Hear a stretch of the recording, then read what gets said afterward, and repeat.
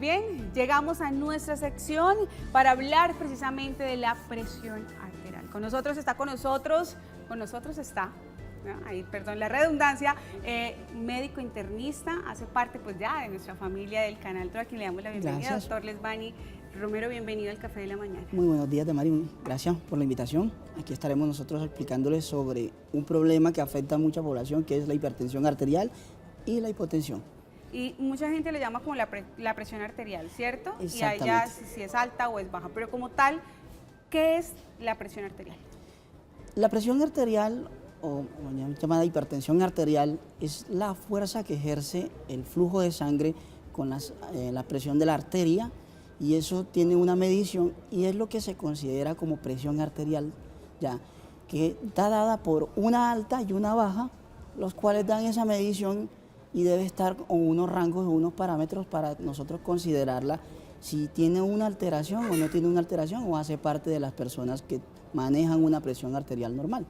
Cuando hablamos de esos valores, ¿cuándo vendría a ser una presión alta y cuándo vendría a ser una presión baja? Correcto, lo que se considera es que la presión arterial debe estar por debajo, la sistólica, que es la alta, menor de 120 milímetros de mercurio, y la diastólica por debajo de 80 milímetros de mercurio.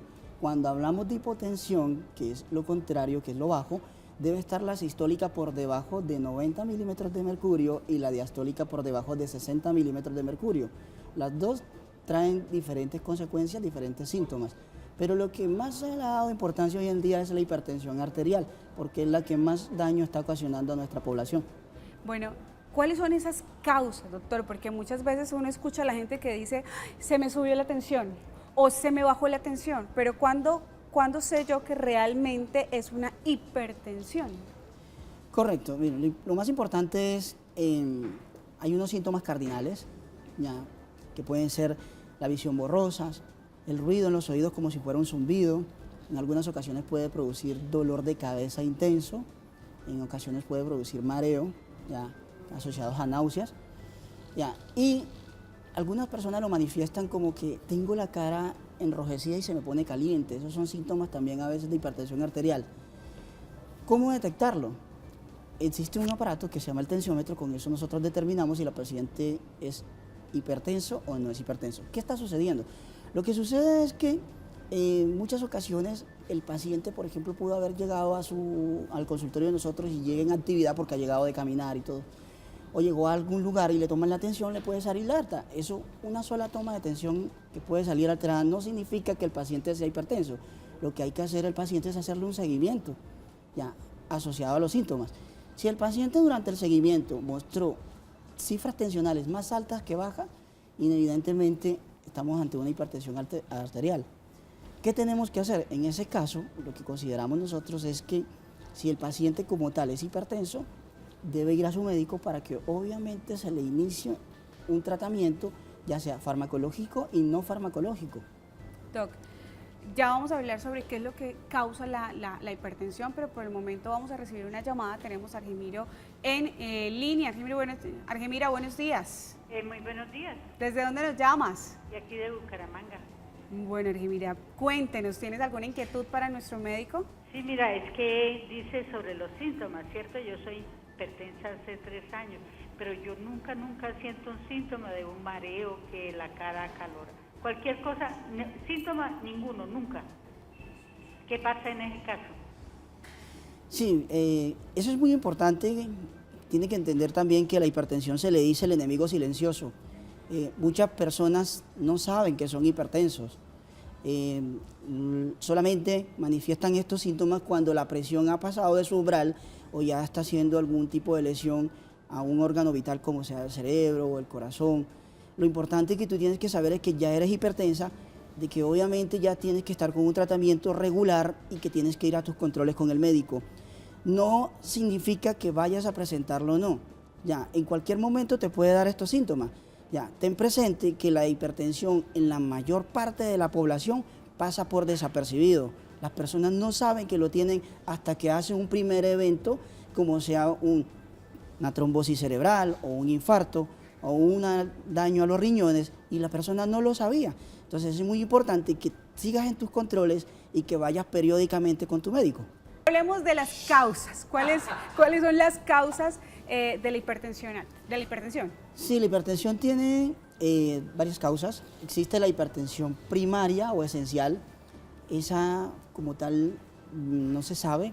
Algunos tienen factores que son hereditarios, o sea, si tienes mamá o papá que fueron hipertensos, lo más probable es que también algún miembro de la familia o casi todos los miembros de la familia lo vayan a hacer.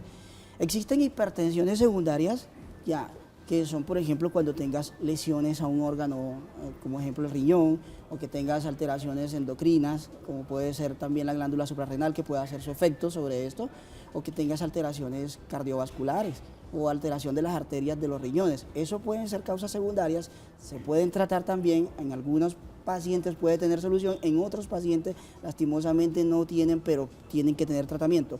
Lo que más nos afecta hoy es la primaria, ya. Más o menos en el 85% de la población es el que está manejando hipertensión arterial primaria, ya, que es la que obviamente es hereditaria, la que no se sabe exactamente qué lo produce, o que está asociado más bien al envejecimiento en muchos casos. La población de hoy en día a nivel mundial está aumentando, se cree que por el 45% de la población es hipertensa y no lo sabe. Entonces tenemos, obviamente en Estados Unidos, desde 2011 hasta el 2014 descubrieron 103 millones de personas y todavía se cree que hay muchas personas que están caminando normal y que son hipertensas y no lo saben. Entonces, esa es una de las primeras causas, ¿ya? Ahora, las causas secundarias tienen, de acuerdo a su etiología, una medicación diferente, un tratamiento diferente, ¿ya? Lo importante es no automedicarse, ir precisamente con el especialista, con el médico y que le hagan pues el seguimiento de lo que estábamos hablando para ahí determinar si es o no un paciente con hipertensión. Pero cuando hablamos de la tensión baja, ahí pues uno debe tenerse porque a veces uno ve los síntomas de la tensión baja y ve también como cuando se le baja el azúcar a las personas y dicen, bueno, son síntomas muy parecidos, que de pronto sudoración fría, sí, que le da algo de mareo, sí, que siente de pronto que se le ve hormiguitas y uno dice, bueno, ¿qué será? ¿El azúcar o es la tensión? ¿Y cómo hace uno para determinar también pues que su tensión es baja y por qué se sufre esto? Los síntomas de hipotensión obviamente no son tan similares, en algunos casos, en algunos síntomas pueden presentarse. La hipotensión tenemos que darnos cuenta que también se da muy diferente en los grupos de edad. O sea, es muy más común en el paciente joven, en el adolescente, ya, o en aquella persona adulta mayor que ya es hipertensa, pero que está tomando antihipertensivos. Y se le baja. Y se le baja, ya, que pueden costar como náuseas, mareo, visión borrosa, sudoración, la frialdad, ya. A veces pueden en estos casos hacer algo que nosotros llamamos lipotimia, que es como la pérdida del conocimiento, pero de forma rápida, y la recuperan en pocos segundos.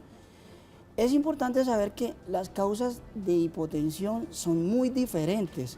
Por ejemplo, el paciente que hizo un deporte o extremadamente por mucho tiempo, no se alimentó bien, no se hidrató bien, se deshidrató y hizo hipotensión.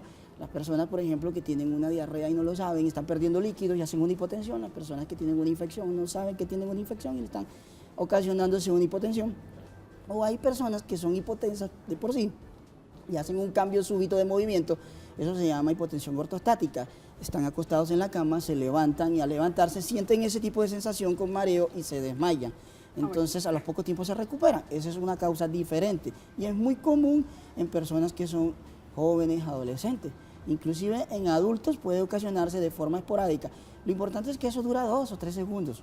Sí, yo recuerdo en alguna, hay como eso de que uno empieza a escuchar todos los síntomas y uno dice, bueno, de pronto pudo haber sido. Me acuerdo que me puse a donar sangre, ese día doné sangre y a mí se me olvidó por completo, me fui para el gimnasio y era un entrenamiento de CrossFit. Entonces hice un entrenamiento que era pues bastante fuerte y yo hacía uno de los good, de los trabajos y estaba mareo total. Entonces uno decía, bueno, ¿qué será? Ya como, ay, doné sangre. Entonces yo siento que de pronto por ahí me bajó un poquito la tensión y tuve el problema. Claro, todo lo que lleve a pérdida de líquidos, porque si estás perdiendo sangre, estás perdiendo también líquido.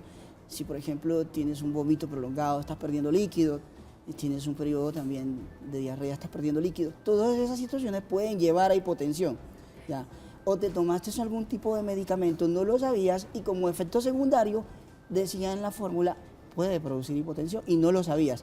Lo importante es que si tienes esos síntomas vayas al médico ya lo más pronto posible para que obviamente se te trate la causa, miren a ver si tienes alguna otra alteración mayor y puedan corregirla lo más pronto posible. Bueno, Doc, precisamente hablando del tensiómetro, que es este aparatico que tenemos aquí, yo comentaba, por ejemplo, que yo tengo uno en casa, pero no sé cómo usarlo, que uno dice, bueno, ahora pues ya hay unos digitales que te marcan la tensión y no tienes que saber utilizarlo, pero quienes de pronto ya tienen ese aparatico y dicen, bueno, pero ¿cómo se usa para no tenerlo ahí guardado todo el tiempo? Sí, existen los tensiómetros que pueden ser tanto digitales como estos que son de mercurio, que son los que más vemos nosotros en los consultorios. Ya, estos obviamente son más diferentes porque son manuales. Los digitales, sí, como nosotros podemos ver, son solamente es oprimir un botón, él te va diciendo cuánto va marcando y la frecuencia cardíaca. Te relajas ahí y listo. Exactamente. Ellos traen un relojito, en ese relojito pues marcan hasta por aproximadamente hasta 300, algunos pueden traer hasta 280. Ya, no existe personas que puedan llegar hasta eso, sino solamente es una marca. Te pueden traer más o menos como un umbral, tanto de bajo como de alta, para que tú lo tengas pendiente, ¿no? Lo importante es cómo se debe tomar, pues. Existen muchos brazaletes de estos. Los brazaletes pueden ser medianos, pueden ser grandes o pequeños para niños. A ver, vamos a acomodar más para acá para correctamente, que el brazo. Mire, el brazalete siempre trae marcado o un punto o algo que dice arteria. ¿Por qué? Porque es que hay una arteria importante que va en esta parte en donde nosotros tenemos que medirla directamente allí. Entonces nosotros colocamos el tensiómetro en la forma en que quede la marca sobre la arteria. Al sellar debe quedar por lo menos un dedito para que entre y salga, o si no el paciente pues le va a molestar y le va a apretar duro. El fonendoscopio debe ir con la parte del diafragma sobre la arteria. Uno lo que tiene que hacer es sellar obviamente la perilla e insuflar hasta cuando se desaparece uno al escucharlo acá el último ruido. Entonces uno insufla y al desinflar notamos unos ruiditos. El ruido mayor es tu presión sistólica, el primer ruido, y el ruido menor es el último ruido. En este caso tienes 160 de la tensión arterial, esa es tu tensión arterial. Tienes una tensión para ti, que una paciente joven, aparte de eso, no tienes factores de riesgo, una presión arterial normal. Estoy buena. Entonces, para que lo tengan ahí muy presente, Doc, se nos acaba el tiempo y agradecerte por estar con nosotros, recomendarle a todos nuestros televidentes que vayan al médico. Claro, hay que siempre medirse la tensión arterial de forma periódica. Tienen que saber que cada vez que van al médico tienen que reposarse 30 minutos más o menos, después pedirle que le tomen la tensión. Debe ser en los dos brazos, ojalá se pudiera hacer también acostado y de pie, porque obviamente también eso trae unas mediciones diferentes y eso uno lo interpreta. Muy bien, así que ya saben, ahí están nuestras recomendaciones al doctor Svani Romero. Muchas gracias por haber estado con nosotros y nos vemos mañana a las 7 de la mañana con otro nuevo capítulo del Café de la Mañana.